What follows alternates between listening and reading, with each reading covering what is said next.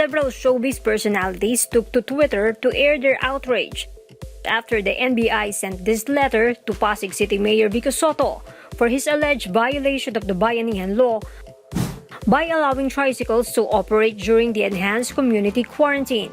Shasha Padilla, Chito Miranda, Chiu, and Jody Santa Maria tweeted,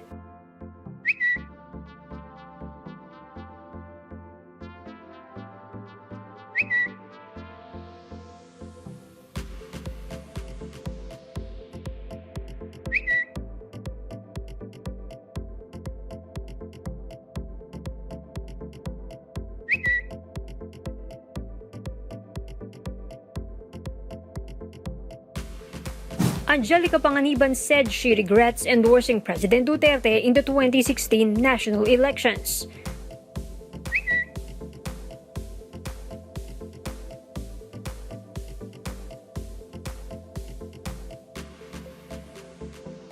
Locsin and Gabbi Garcia said the NBI should be going after Senator Koko Pimentel, not Sotto.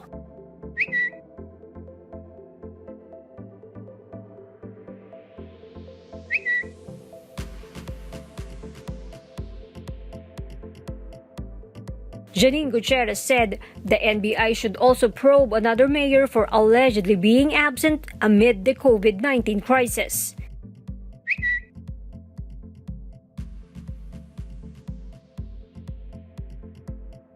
It made Agod Isidro realize